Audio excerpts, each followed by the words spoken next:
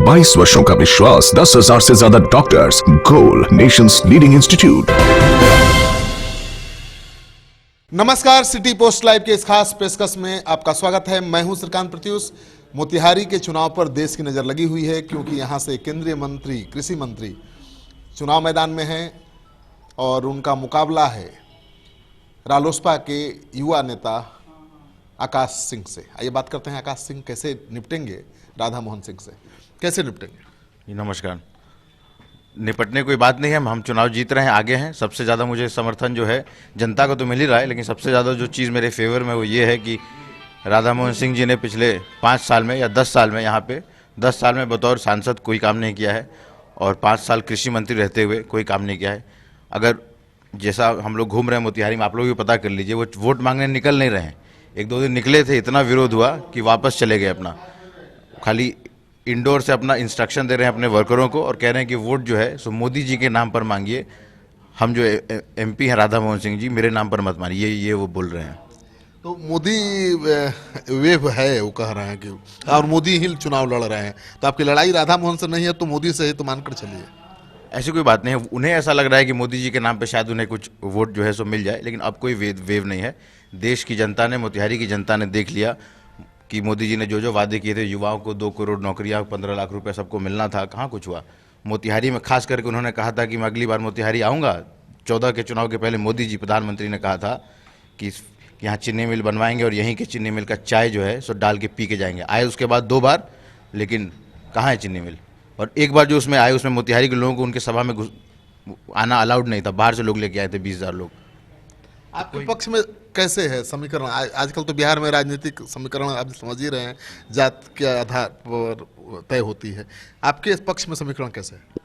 नहीं, ऐसा नहीं कि जात के आधार पर तय होते। पूरे जो भी मोतिहारी के लोग हैं, सब लोग मेरे साथ हैं। मेरे पिताजी ने यहाँ 2004 से काम किया है, मुझे मोतिहारी के लोगों ने पाल पोस के बड़ा किया है। सब लोग मेरे साथ हैं, मुझे अपार स्नेह मिल रहा है। हर वर्ग में, हर जाति में, हर एज ग्रुप में, महिलाओं में, पुरुष में, हर जगह कोई बहुत सब स्नेह मिल रहा है मुझे। आप लोगों को क्या समझा रहे हैं, कैसे समझाएंगे कि भाई मोदी नहीं, अब कांग्रेस चाहिए? मुझे समझाने की ज़रूरत ही नहीं पड़ी। मैं जहाँ जा रहा हूँ वहाँ लोग एकदम गले लगा ले रहे हैं, कंधे पे उठा ले रहे हैं। आप खाली मेरा नॉमिनेशन जो जिस दिन मेरा हुआ, इनके 2 कैंडिडेट्स के एक साथ हुआ, शिवहर का और ये राधा मोहन सिंह जी का, और मेरा यहाँ अकेले था। तो उन दोनों को मिला के मेरे में 2 गुना से ज़्यादा भीड़ थी। तो वही अपने आप में, जबकि हम लोगों ने कोई खास उस पर मेहनत भी नहीं थी, खुद लोग चले आए। तो आपके पिता के अनुभव का और उनके कार्य क्षेत्र होने का कितना फायदा मिल रहा है? बहुत बहुत फ़ायदा मिल रहा है। जो व्यवहार रहा है, जो कार्य रहा है, वही हमारी पूंजी है। और क्या पूंजी है? अच्छा, ये बताइए, आपको नहीं लगता है कि स्ट्राइक का असर है? स्ट्राइक जो मोदी ने किया पाकिस्तान पर, उसका इफेक्ट है? अभी जनता ने इस देश की स्ट्राइक कर दिया है बीजेपी और मोदी जी पर। स्ट्राइक कुछ नहीं था, खाली जो मुद्दे हैं, असली मुद्दे हैं, बेरोजगारी के मुद्दे, गरीबी के मुद्दे, किसान के मुद्दे, उनसे ये जो हमें जो है हटाना चाह रहे हैं। स्ट्राइक हुआ, सेना की बहादुरी, सेना को कांग्रेस पार्टी ने बनाया जब से आज़ादी मिली, हमें गर्व है हमारी सेना पर। लेकिन ये सेना के जवानों के ऊपर राजनीति करते हैं, उनकी लाशों के ऊपर राजनीति करते हैं। महागठबंधन में तो एकता भी नहीं है, महाभारत मची हुई है, और कोई नेता भी नहीं है पीएम पद का उम्मीदवार अभी तक नहीं। राहुल जी हैं पीएम पद के उम्मीदवार। कौन बोल रहा है? महागठबंधन ने कहाँ अनाउंस किया कि राहुल होंगे पीएम? जन आकांक्षा रैली हुई थी कांग्रेस पार्टी की, उसमें मैं भी स्टेज पर था, दूसरे वाले स्टेज पर तेजस्वी जी आए थे। उन्होंने मंच से कहा था कि राहुल गांधी का वो समर्थन करते हैं। क्या बात कर रहे हैं आप? मेरे पार्टी के नेता उपेंद्र कुशवाहा जी समर्थन करते हैं, सभी कर रहे हैं, पूरे देश में सब लोग कर रहे हैं। जिस तरह से मोदी को पीएम पद का उम्मीदवार बना के बीजेपी वोट मांग रही है, वैसे तो महागठबंधन कहीं नहीं मांग रहा है राहुल गांधी को पीएम पद का उम्मीदवार बना के। चलिए हम ही मांग देते हैं, अगर आपको इसमें कन्फ्यूजन है तो। सब लोग, ऐसी कोई बात नहीं है। महागठबंधन पूरा राहुल जी के साथ है। अनेक जगह देश में जहाँ जहाँ दूसरी पार्टीज कांग्रेस के साथ हुई हैं, यूपीए के साथ हुई हैं, सब राहुल गांधी को नेता मानते हैं, लोग मानते हैं। कोई ऐसी बात नहीं है। राधा मोहन की सबसे बड़ी विफलता क्या है जो आपकी ताकत बन रही है? कोई उनकी सफलता नहीं हुई, वही उनकी विफलता है। उन्होंने कोई काम नहीं किया। ऐसा कृषि मंत्री हमारे देश में 70 साल के इतिहास में कोई नहीं हुआ था, और ऐसा, उनकी उम्र ज़्यादा है, मुझे बोलना नहीं चाहिए, लेकिन ऐसा निकम्मा सांसद इस देश में आज तक नहीं हुआ। उन्होंने सबसे बुरी बात कि 2 किसान यहाँ पे आत्महत्या की मोतिहारी में। मीडिया के साथी आपके जो किसी ने पूछा क्यों किया आत्महत्या, तो हम सब जानते हैं क्यों किया आत्महत्या किया है, लाचारी के कारण, गरीबी के कारण। लेकिन उनका जवाब था कि आत्महत्या किसान इसलिए कर रहे हैं क्योंकि किसान नापुंसक हैं, और आत्महत्या इसलिए कर रहे हैं क्योंकि किसान प्रेम प्रसंग में लिप्त होकर फेल कर जा रहे हैं। तो ऐसी घटिया सोच, ऐसी घटिया मानसिकता के लोग जो हैं जनता उनको जवाब देगी। आप याद करिए यूपीए के ज़माने में एक मंत्री थे जिन्होंने कहीं बॉम्ब ब्लास्ट हुआ था, एक सूट अपना बदल लिया था शाम में, कि सूट अलग था, दोपहर का अलग था, शाम का अलग था, उनका इस्तीफा लिया गया था। लेकिन ये कैसी सरकार चल रही है? कृषि मंत्री इस देश का कहता हो किसान आत्महत्या कर रहा है क्योंकि वो प्रेम प्रसंग में लिप्त है और नापुंसक है, और उनको अभी भी मंत्रालय में रखा हुआ है। क्या ये बात जो उन्होंने कहा इससे मोतिहारी का सीना चौड़ा होता है या सिर झुक जाता है कि मोतिहारी का बेटा कृषि मंत्री बनने के बाद ऐसी घटिया बात कर रहा हो? ये कृषि मंत्री ऐसा देसी है कि सड़क के किनारे भी पेशाब करता है, आप ये देखते हैं कि नहीं? ये स्वच्छ भारत अभियान इन लोगों का चल रहा है, कहीं कहीं पे करना। क्या क्या उदाहरण दे रहे हैं युवाओं के लिए और हम देसी हैं। नहीं, और वो स्कूल था, वो बहुत गलत बात है। कहाँ कहाँ शौचालय है? जब आप शौचालय बना रहे हैं और आपके ही मंत्री जो है सो रोड पर कर रहे हैं, स्कूल की बिल्डिंग्स पर कर रहे हैं सूसू, क्या क्या क्या है ये सब? मुझे तो हंसी आती है, मजाक चल रहा है यहाँ पे। चलिए आकाश, आप जनता से क्या कहेंगे? जनता से यही कहेंगे कि हम सबसे पहले हम युवा हैं, मेरे पास ऊर्जा है। राधा मोहन सिंह जी ने आप लोगों के बीच में कोई काम नहीं किया, आपको ठगने का काम किया। जैसे मेरे पिता यहाँ पर काम करते थे ईमानदारी से, वही काम को मैं आगे लेके जाऊँगा। युवाओं को अपने साथ रखूँगा, युवाओं की आवाज़ जो है सो सुनी जाएगी, उनकी आवाज़ दबेगी नहीं। चीनी मिल मोतिहारी में बनवाना मेरी प्राथमिकता है।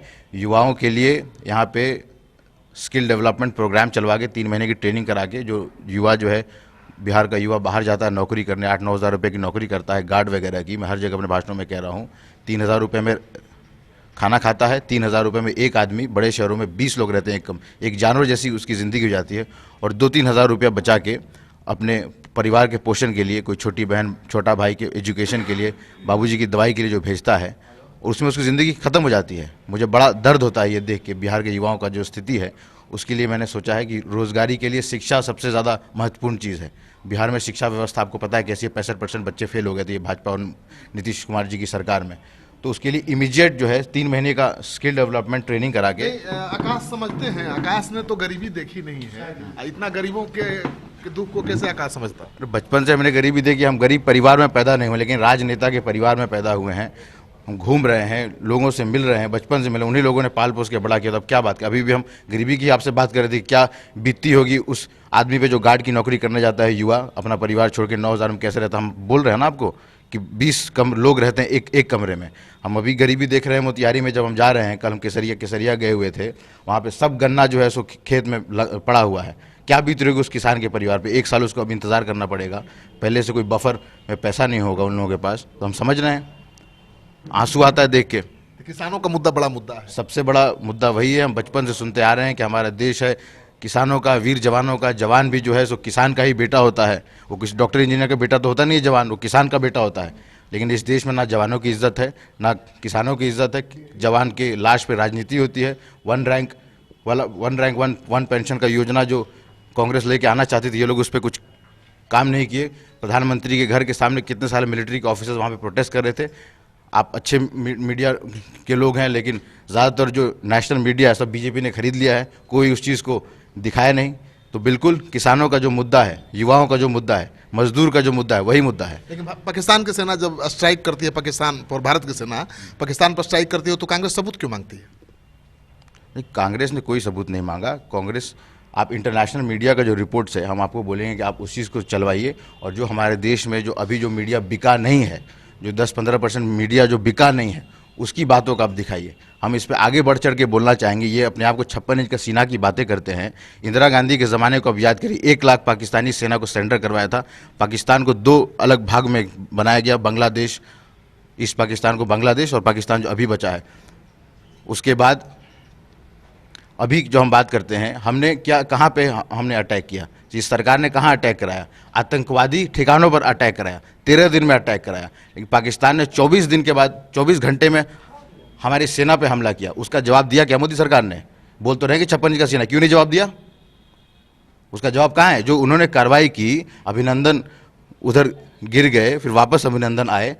तो जो 24 घंटे के बाद पाकिस्तान के साइड से कार्रवाई हुई, 24 विमान जो लेके आए थे, उसके रिटेलिएशन में तो कोई जवाब नहीं दिया मोदी सरकार। गिरिराज सिंह ने भी कहा है कि जो अल्पसंख्यक हैं वो मरने के बाद भी 3 फीट जमीन लेते हैं और कहते हैं कि वंदे मातरम नहीं बोलेंगे, तो उनको पाकिस्तान रहना चाहिए, यहाँ जगह नहीं होना चाहिए। हमारे देश का जो मुसलमान है वो गिरिराज सिंह जी से ज़्यादा नेशनलिस्ट है, ज़्यादा देशभक्त है। हमें मुसलमानों का सम्मान करना चाहिए कि जब देश का बंटवारा हुआ तो जो लोग पाकिस्तान चले गए वो चले गए, लेकिन उनके पास ऑप्शन था, वो डट के अपने मिट्टी से उनको प्यार था, नहीं गए, हमारे साथ हैं, इस देश में रहे। तो गिरिराज सिंह जैसे वाहियात लोग कुछ भी बोले, मैं समझता हूँ कि उनका मेंटली जो है सो दिवालियापन हो चुका है। जैसे राधा मोहन सिंह जो अनाप शनाप किसानों के बारे में बयान दे रहे थे, उन्हीं की संस्कृति की ये भी है। कहा है कि मुसलमानों को जो मुसलमान कहते हैं कि वंदे मातरम नहीं गाएंगे, वो मुसलमान मरने के बाद भी भारत की 3 फीट जमीन ले लेते हैं। इनका मानसिक रूप से दिवालियापन हो गया है। जैसे राधा मोहन सिंह जी किसानों के बारे में बोल रहे थे कि किसान जो है सो आत्महत्या करा क्योंकि नापुंसक है और प्रेम प्रसंग में लिप्त है, वही उसी टाइप का ये भी बयान है। सब एक ही संस्कृति के लोग हैं और इनके खुद के जो सहयोगी दल के लोग हैं, केसी त्यागी ने इन पर बयान भी दिया था और हम उसका समर्थन करते हैं कि इनका नॉमिनेशन रद्द होना चाहिए और लोगों को देश को बांटने के लिए इन पर केस चलना चाहिए, इनको जेल भेजना चाहिए। तो अगर आकाश के इस दावे में दम दिखे, इनके आरोपों में भी दम दिखे, तो आप इस वीडियो को खूब दोस्तों के साथ शेयर करिए। अगर आपने अब तक हमारा यूट्यूब चैनल सब्सक्राइब नहीं किया है तो जरूर कर लीजिए। पिछले 3 महीने में 4.25 लाख लोगों ने सब्सक्राइब किया है मेरे चैनल को और हर महीने 1.5 करोड़ लोग देख रहे हैं। इस सहयोग समर्थन के लिए बहुत बहुत आभार। नमस्कार।